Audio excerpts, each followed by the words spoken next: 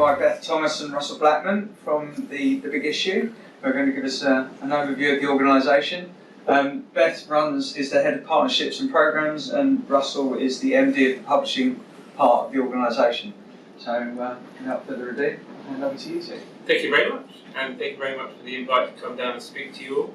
Look forward to talking this all through with you. So I think we wanted to before we get into some of the examples of how we're using technology as a solution to empower our big issue sellers, we wanted to focus in on a bit more of the background of the big issue and the brand. You know, a brand that is synonymous with the sort of UK social fabric, and one that has inspired a network of global street papers. The big issue was launched in 1991 by Lord John Bird, and was financed by Gordon Roddick from the Body Shop, and at that time was hugely revolutionary in terms of its approach to tackle the issue of homelessness, and that was the key kind of objective of it was that it was a business solution to tackle the societal problem of homelessness. And at the time, there were 501 different homeless charities that were providing a variety of different services and products and so forth to support people that found themselves in that situation. But ultimately, they inevitably kept those individuals in the same place, but a little bit more comfortable. And so the big issue model was entirely different, and at the time was hugely innovative and revolutionary, but one probably that today is taken a little for granted. And the key to it was its business model. So, as I say, it's a business solution to tackle the social problem of homelessness at the time. And so a big issue seller will come to us and they'll buy the magazine up front. So there's a lot of misconception for a brand, an organisation that's so well known in this country. There's also a lot of misconceptions around the business model, how it works, our vendors, the nature of their sort of situations and so forth. And for a big issue seller, anyone that finds themselves in financial, social exclusion has a means to come and earn a legitimate income through selling the magazine. So they buy the magazine up front. So the big issue is essentially a wholesaler. So individuals buy the magazine up front for £1.25 and then they sell it on for £2.50. And the difference they make is their profit, and that is providing them with a genuine, legitimate source of income. And at the time, when John was launching this in 1991, it was very much almost seen as a crime prevention scheme. So it was essentially allowing individuals in this situation a legitimate means to earn an income. It was down to them how they saw fit to spend that income, but it was essentially preventing them resorting to illegal means to obtain that income. So it's, like I say, it's a hugely kind of revolutionary kind of business model, and one that has gone on to sell in excess of 200 million copies of the magazine now in the UK. It's a national magazine. We sell just over 80,000 copies of the title in the UK every single week. We have a total NRS, which is a National Readership Survey, total readership figure of over 400,000. It's a national title, but we have regionalised content in Wales, South West, Scotland, and also England. As I said, we've sold in excess of 200 million copies, and it averages out, probably we sell about 11,000 copies of the magazine every single day. And between now and Christmas, people are feeling a little bit more charitable, and therefore we get a fairly significant influx of other vendors as well, that either return back to us, or new vendors that know that they're going to earn well at this period of time when people are feeling a little bit more charitable. And so we will sell in excess of probably 1.2 million copies in the last 5 weeks to Christmas. So it's a significant circulation. We also have growing, expanding digital presence as well. So we have about sort of 600,000 unique users to our various social media and digital kind of platforms, as well as our own shop. We have an e-commerce kind of platform called the Big Issue Shop, which is essentially our way of sort of articulating the power that consumers can have by making smarter buying decisions. So we sell our own sort of branded goods, anything kind of from fashion to merchandise and so forth, but also we'll have over 100 different other social enterprises or charities that sell their products, ranging from, again, sort of fashion to giftware to homeware, etc. And all of these products are putting planet and people first. So somehow their social echo of their products is either through the product, the way it's manufactured, or the process, or where the profits go to support that cause.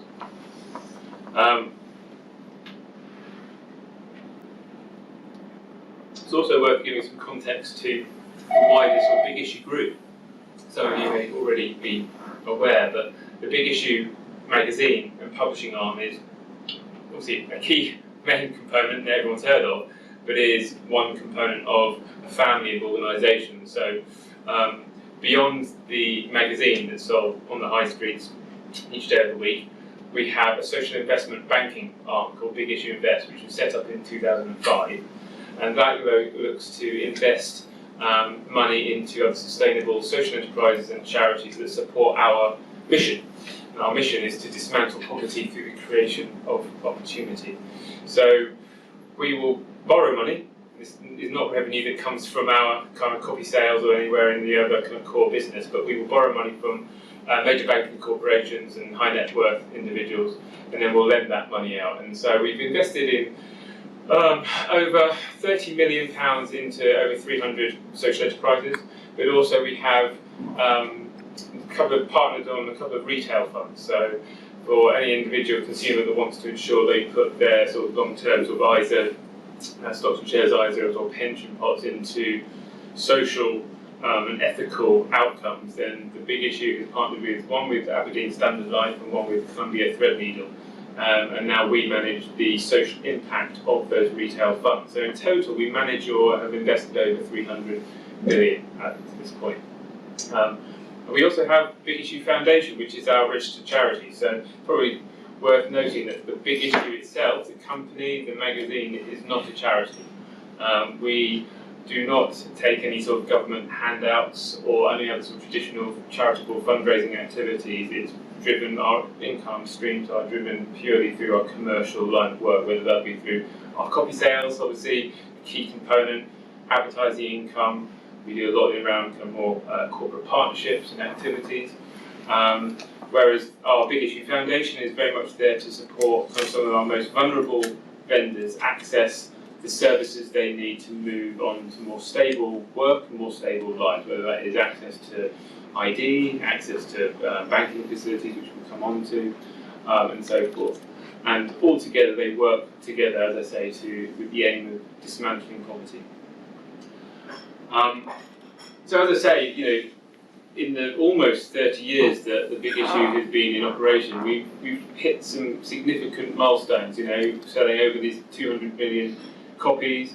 We've supported probably in excess of 100,000 vulnerable people, and that's meant we've raised, through the sales of the magazine, over £250 million for some of the most vulnerable people in our society. But the world has changed a considerable amount since we set off on that goal in 1991. And ultimately, because of those sort of external forces and the way that high streets are changing, consumer demands changing, it's affecting our income and it's affecting our business model. So it's absolutely critical that we are looking to continue to innovate and evolve our organisation to overcome those barriers and to ensure we stay relevant and valuable for the most vulnerable in society. And if we look back, some examples of that, how the world has changed. If we go back sort of 10 years even, probably the Big Issue would have been one of the only free magazine that was distributed on the high streets. fast forward to the present day, and we've got a whole wealth of other sort of freemium kind of titles that are including even Dad and Standard and so forth. So, although there's a far deeper connection and reason why someone would come and buy the magazine from their vendor, and that's the key to it, is that key sort of emotional connection that someone will have with that vendor.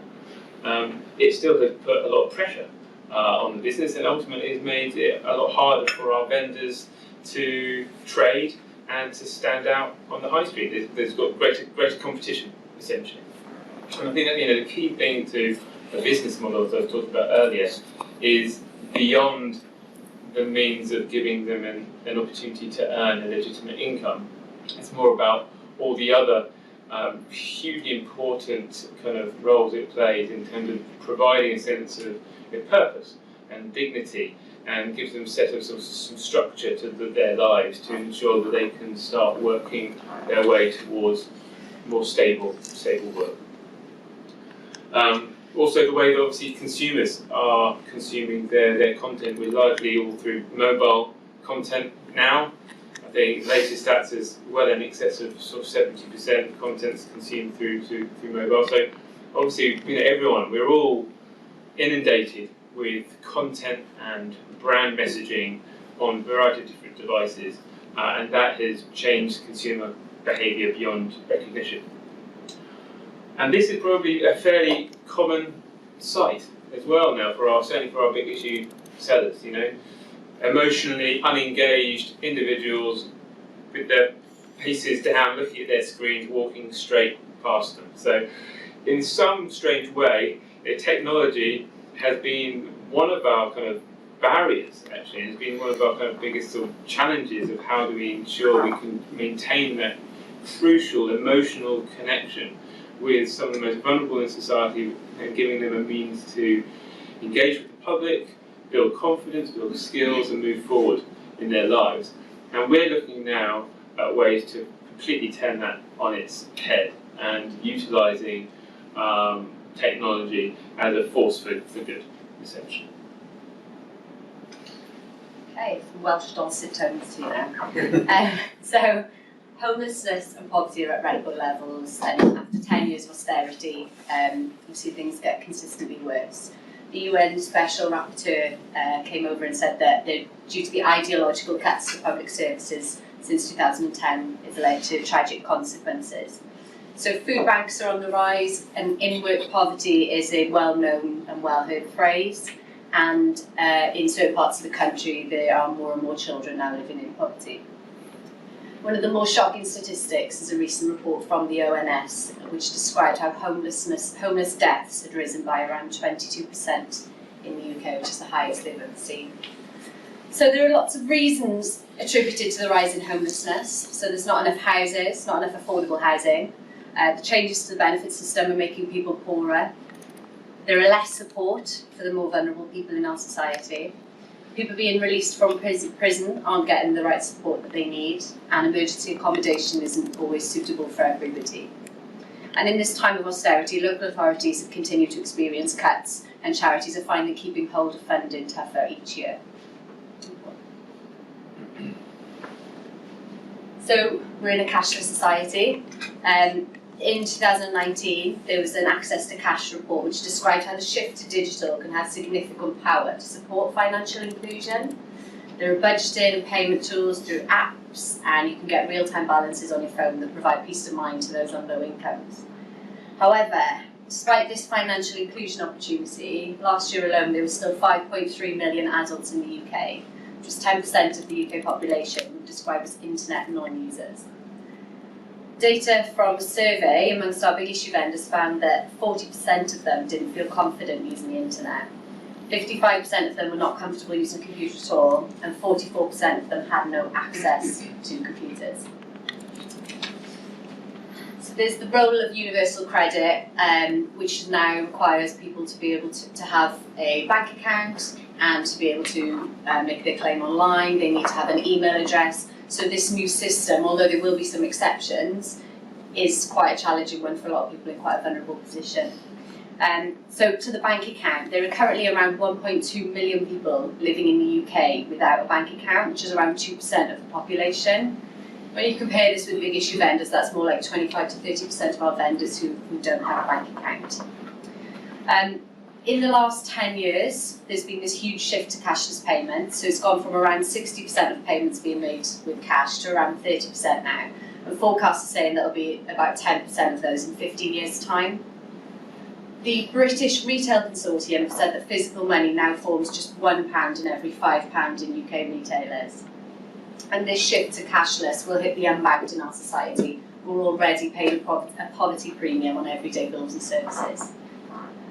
Sweden have only around 15% of people carrying cash at all, and in the Access to Cash review it said that we are at serious risk of sleepwalking into a cashless society, and we need to look to Sweden to avoid making the same mistakes. But Britain isn't ready to go cashless, so 47% of our population see cash as an economic necessity. And this 47% are some of the more vulnerable members of our society. It's the unbanked, the elderly, migrants, those in debt, those with mental health issues, and people with physical and or cognitive disabilities that can make screens or payment numbers a little tricky. So they're all our challenges.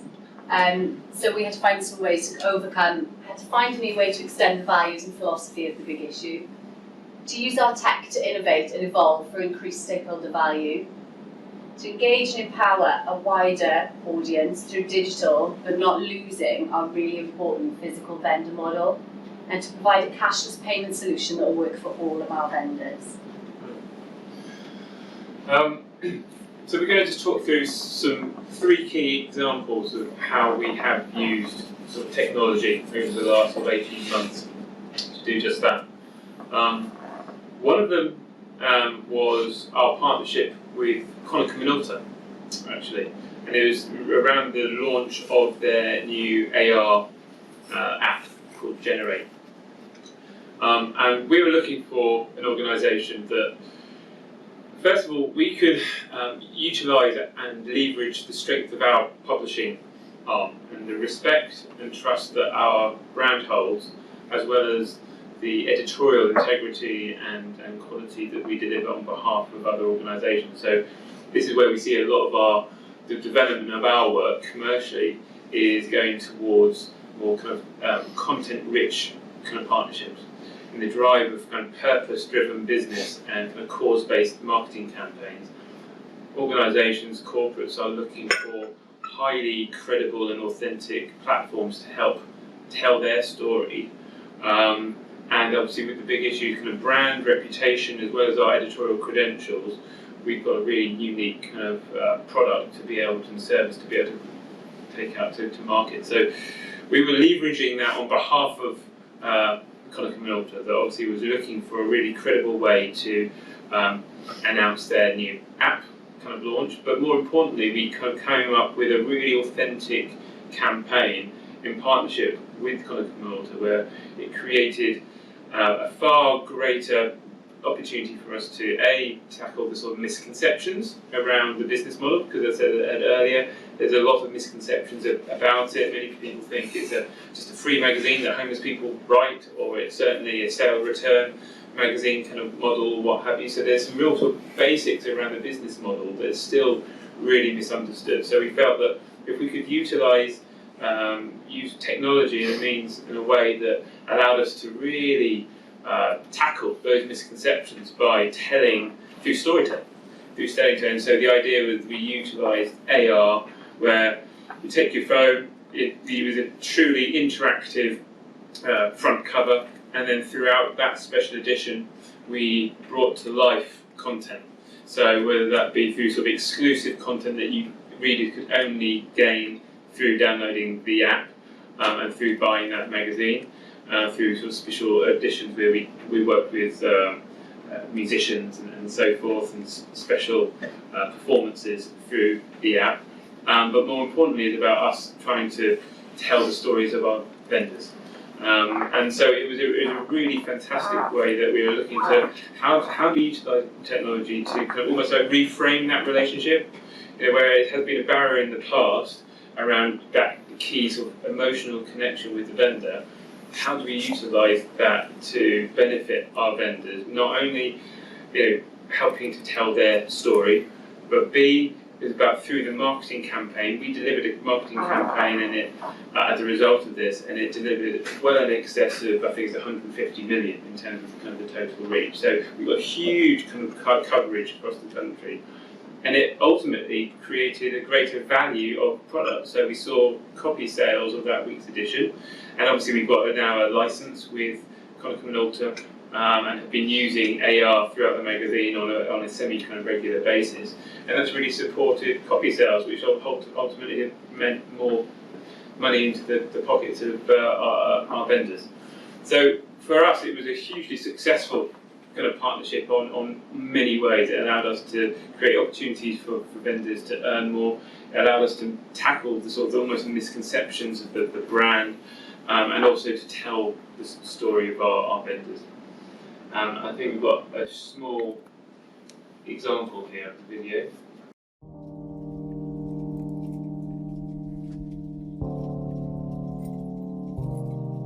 Hello, my name's Anne, and I sell the Big Issue in Exeter.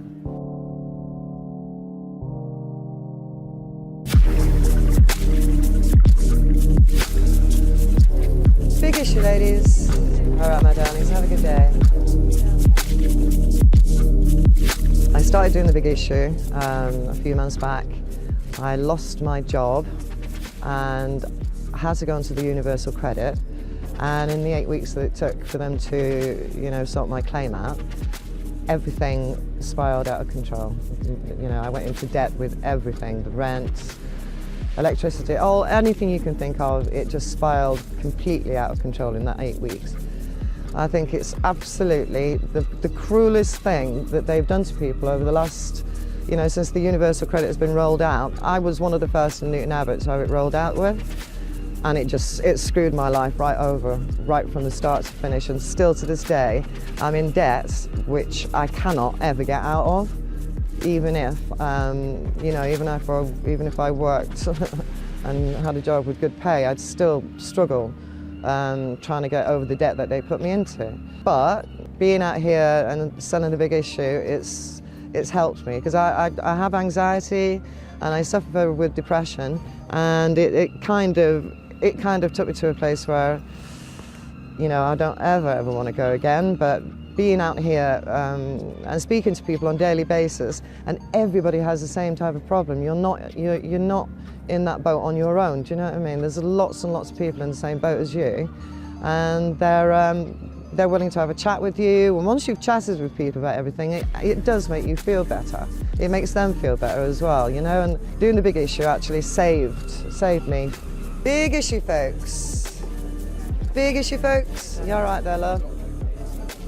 The pitch where I'm at the minute, everybody is lovely. The shopkeepers around me that are there, and all the other vendors as well, are fabulous people. So you get to become part of a little community that is in the same boat as you. And they're willing to be there to help you and talk to you. If you've got any woes about anything, they're definitely there that, to back you up on anything, really. Doing the Big Issue actually saved me from starving, basically. That's all it does. You don't get to save up to go on a Caribbean holiday. You don't get to save up to buy your family presents or anything like that. But what you do get is you get to eat, and that is basically it. So yeah, thumbs up to the Big Issue for helping and saving a lot of people.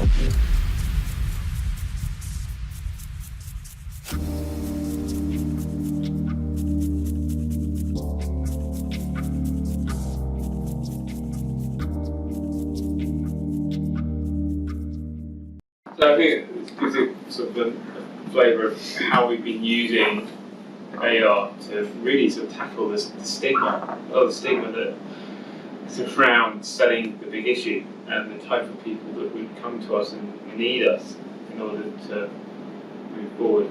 And so, and secondary to that, in terms of kind of commercially as well, it really supported copy sales. So it meant more money into the hands of our vendors, and also from an external kind of brand perspective, Konica Minolta were absolutely delighted with it because it was a genuinely sort of an authentic, highly credible campaign that sort of threaded their brand and how they're utilising technology as a force for good with a genuine means and cause within the sort of the big issue. And as a result, you know, the metrics around that were significant in terms of the number of people that were engaged, downloading, interacting with it, and as a result, they've had a very successful year selling the Generate app platform into their supply chain. So they're delighted with it as well. Right. So do you want to? Yes. Okay, so the next partnership we can talk about around tech and helping our vendors and telling their stories is around the Pay It Forward, which was the first ever, world's first resellable magazine. So, as Anne said in the video previously, you're not going to be able to go on a Caribbean holiday from selling the big issue, and I don't think it's quite achieved that. But you know, it went away to trying to give the vendors an opportunity to earn more money from one magazine. So the concept worked that a customer would buy a magazine from a vendor. They would scan a QR code, which is on the front of a sticker, which was on the front of the magazine. It'd bring up a Monzo Me page. So we were working in partnership with Monzo, creative agency, FTB Inferno. So you scan it, it brings up the Monzo Me page, just a little bit of a bio on that vendor, a bit of a story, you would pay through the app, and then you'd be able to resell that magazine on. So the customer originally buys the magazine from their vendor through their normal channels, whether that's by cash or by card, and then they can sell that through the QR code onto their friends and family. And it can just go on and on and on and on, depending how long the paper clips stay in the magazine. So, and I was just going to say that the reason behind that, and one of our biggest challenges as well, is that we call them drops. Essentially, the number of people that will be essentially giving money to a big issue vendor, but not physically taking the magazine. And so, obviously, it's a very good-natured, goodwill gesture, but actually, from our perspective, it's the antithesis of what the big issue is about and the model. And actually, by giving someone the cash and not physically taking the product or anything for it, you're actually fueling the cycle of begging, and you're telling someone that is there that's made a really positive decision to get off their backside and do something really positive to get them moving forward, and actually turning them back into a beggar, effectively. So this initiative was very much to sort of indirectly support that, so that actually for a vendor, there was a far greater incentive for him to give that magazine, because they know that actually there could be a longer journey and they could actually generate 10 times what they earned off just one sale. So it's quite a clever kind of concept. yeah, and the other idea of it was that while that magazine is being resold, that vendor is continuing to earn, but without having to be on their pitch. So they could be spending that time more effectively by perhaps doing a course, or trying to reconnect with family, or maybe if there's any alcohol and drugs issues, getting some therapy around that. So it means that they can earn while doing some other things around more positive things in their lives as well. So we started off with a pilot with around 20 vendors in different parts of the country, and yeah, so Aaron's going to tell the story a little bit better than I probably will.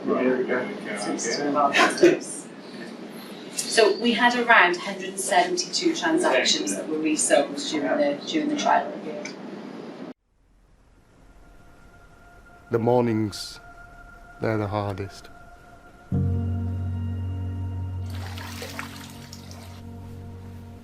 I lost my job up north in Blackpool. I don't like to beg, so I've come down to London to sell the big issue. Good morning, big issue. Morning. I've worked for 40 years. I went bankrupt in 2011. I lost everything. I'm just in a difficult situation, which in time I'm pretty sure I'll be out of.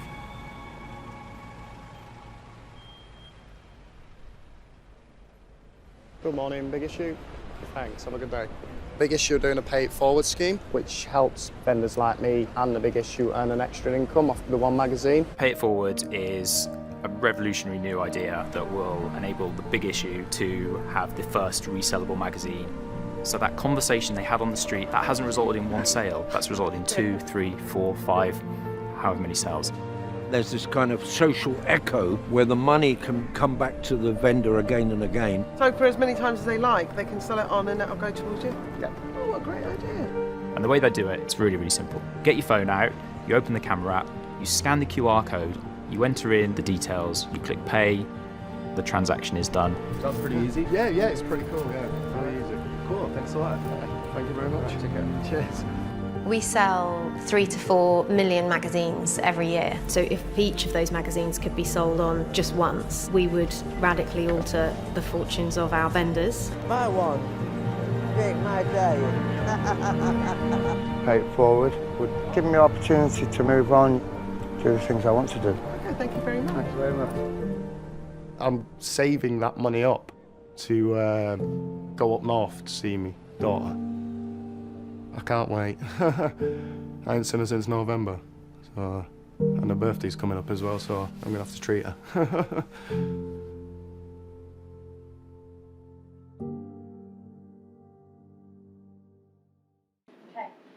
So one of the really positive outcomes from the Pay It Forward partnership with Monzo was that it helped our vendors gain ID if they didn't have ID already, and it helped them access the Monzo bank account. And there's all different things that come from having a bank account with Monzo. If you don't know about that, there's different restrictions that can be put on around gambling. There's different ways you can put some money into different places so that you can budget a little bit better. And we found that a lot of our vendors were starting to interact with those sort of features when they got the support and understand how to use them. The partnership was really successful as well for the creative agency FCB Inferno, who won a gold, silver and bronze award at the prestigious Cannes Awards. So all in all, for everybody involved, it was a really positive partnership. I felt that, isn't it? Okay. So this is the last partnership we'll talk you through, and I'm conscious that we've been on for a little bit longer than 15 minutes. Fine. So I'll try and whiz through it a little bit. So another challenge that our vendors talk about quite regularly is that cashless was something they were hearing comments from their customers quite regularly, or from members of the public, sorry mate, no cash, can't buy mine. So they asked us to try and help find a solution to that.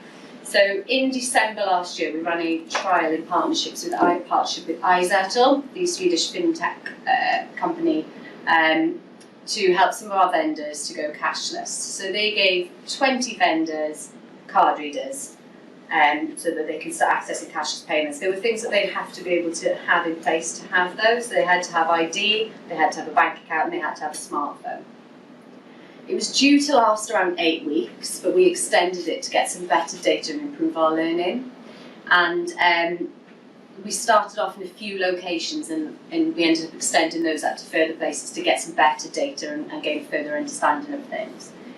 For the trial purposes, we used the Big Issue's headquarters as a care-of address because some of the vendors didn't have an address at the time. So the aim of the trial was to help vendors tackle the decline in people carrying cash, improve the financial inclusion of our vendors, and to draw in a younger demographic of customer. So during the trial, we analysed information and cross-referenced it to understand patterns and behaviours and where a vendor may be struggling, and then built upon our learning from that data. And some of that was through sales data from iZettle and from Salesforce, where we record our vendor sales, and then some of that was anecdotal and feedback from our vendors and from our staff. We had a variety of different experiences. So some of our vendors found that their sales increased only slightly, maybe around 8%.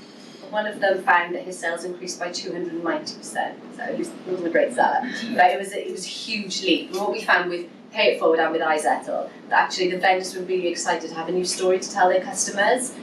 Whether that was the Pay It Forward or the iZettle, it was the fact that they were telling them a different story that would potentially help them generate an additional income. Some of the vendors reported that they saw their sales, quite a few reported that they saw their sales raised by about 30%. So if the vendors actively using their card readers, around 25% on average were sales made by cashless payments. But there were 2 who reported around 80% of their sales going to cashless payments. The vendors who were at transport hubs, so that was tube or train stations, performed a lot higher in terms of the cashless sales, which suggested that was where people are just used to that type of behaviour and tap and go. It also is where there was a lot of a younger demographic, so your commuters would be there, and more used to paying with a cashless payment option. But also a lot of our vendors who sell within those sort of transport hubs tend to be a little bit further along their journey, a bit more stable, so perhaps are better at communicating that to their customers than perhaps some of our others would feel comfortable doing. So what we did find was a couple of our vendors had their iZettle readers stolen from them. They're of no value unless they're your reader and your bank account is attached to them. But it just felt like it further cemented how vulnerable our vendors are to becoming victims of crime. And one of the vendors found that he described how he felt a lot safer by being able to offer a cashless payment, as it meant that he had a lot less cash on him at all times. So we had a lot of success from it. A lot of the vendors reported an increase in their sales and a new customer base that was a younger demographic. They found a lot of their customers had already started switching to card payments as soon as they noticed their regular vendor was offering that option. A lot of them said that they found money, because the money was going straight into their bank accounts, they'd started to develop a bit of a saving behaviour, because I know if I've got cash in my purse and I just spend it, but the vendors found that brought on this sort of saving mentality for them. What we did find, there were quite a few vendors who really struggled with tech, and for us, this brought an area of we found out a lot about digital literacy and how big a challenge digital literacy is for our vendors, that up until then we hadn't really been having those conversations with our vendors because they hadn't really been the need. One of our vendors in particular who struggles with literacy, who you'll hear from in a second, literacy is a problem for him in general, and then when you put in the digital literacy on top of that, he really struggled. And what we found, that he lost a lot of sales because he was giving out the magazine and the Wi-Fi had dropped off, and he didn't realise that the sale wasn't going through. He's actually one of the vendors now who completes around 80% of his sales via cashless, and he has a Monzo account and manages to budget in, and he's really confident with it. And he's 73 years old, so he's a pretty, tech-savvy guy now. There were a lot of challenges that we didn't realise would come, we were completely unaware were going to come through. So the first challenge was what I call access to the stuff. So it was the ID, the bank account, the smartphone, the things that we take for granted. So we had to find ways to overcome those barriers when we would bring more vendors onto the trial, or if we were looking to roll out nationally. We also found that a lot of our staff weren't particularly tech savvy in different parts of the country. So we've got a really diverse group of people working for us. Some people who've been vendors at different points in their lives, some people who've been with the organisation from day one and just drive around the back end of nowhere in a van delivering magazines to vendors, and then you've got some who are just so tech savvy and just found the whole thing quite easy. So if you were a vendor in an office, in an area, it would depend which staff member you would have, would be dependent upon the success of the trial for you.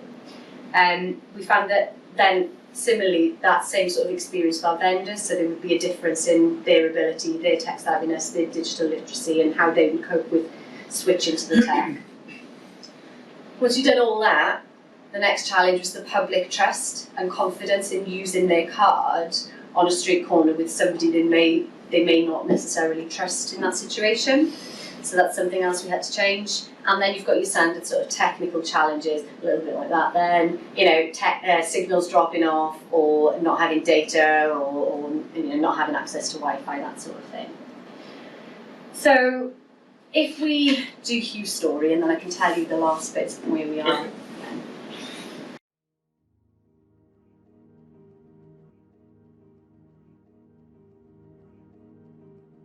In 2011, I was made bankrupt.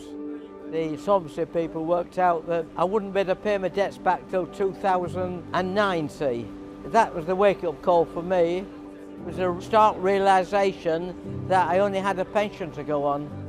I was reading an article in the paper, and it was talking about the big issue, and it said they'd relaxed some of the rules. Before that, you had to be completely homeless, but it said if you have got no money, you can sell the big issue. My name's Hugh. I'm 73 years of age. and I've been on the pitch for 6 years. I work 5 days a week, Monday to Friday, and I work from 6 o'clock here until about 10 and 11 o'clock. Big issue, sir. Thank you very much. The secret of selling the big issue is that I'm here all the time. And I like to have a talk with people. That's why I've got to be very visible. It's important I've got the red jacket on. If I didn't have that on, I wouldn't stand out. It took me 8 years to sort of work my way back into society. People don't realise that it's a terrible situation I was in, but this is why the contact is so important, because it's promoting you as well. And also people think, oh, he's got a contact, so he must be okay. You fit more back in society. Before, when it was cash only, you get days when people just don't buy the magazine from you. In the last 6 months, I've had a lot of new customers because I've taken the cards. When I come to my pitch in the morning, I feel more confident, the fact that I don't have to rely on cash. I'm going to take a card, and that's what it's all about. So I'm pleased about that. Big issue, take cards, no problem. I think the system is very, very good. I have a smartphone and I have a card reader. I press the button for Zettel. So Zettel comes up, I ask them how much they want to put in, and it confirms it all, like my smartphone. When it's done, it comes up done. If you look at people, most business people tap, tap, tap. Everything they buy, coffee, they do everything by that way. The cashless is the future. So I'm pleased I'm part of that, yes. Okay, so like I said, when we started going the cashless side of things and pay it forward, we found that there were a lot of barriers, and we knew that if we were going to roll out nationally with ISAT, we'd have to find ways to overcome those barriers. So there's a lot of different things we've done since then. We've started putting together a financial inclusion strategy. We've started partnering with different organisations who can help us try and overcome those barriers. And we've established what we call financial inclusion leads in all of our offices. So they are members of staff, they don't get any extra time or anything to do those things, they just fit it into their roles to provide the vendors a little bit of support around the financial inclusion side of things. It's a big area of learning for us, and we've got a lot of work to do in this space, but it's something we're quite passionate about and really excited about. So we've gone to a national partnership with iZettle, so we rolled that out in September, and in the last 3 months we've seen a 95% increase in our vendors now being able to accept cashless payments. It's about 140 of our vendors who are now accepting cashless payments, and that just keeps going up every day. With iZettle, they now provide a discount for our vendors to be able to purchase a reader. So back to the sort of ethos around us being a hand up, not a handout. We want our vendors to be able to make those decisions and purchase those things themselves, but we'll help and support them where we can to do so.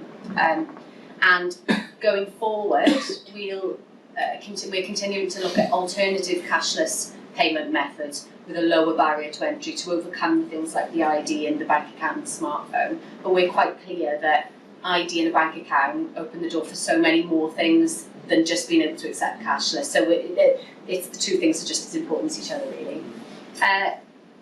We are working to build a network of partners who can help provide both financial and practical support as we develop our financial and digital inclusion strategies. And we're looking at different ways in which the content can be consumed digitally without the vendors losing out. Yeah, yes. Very good bit.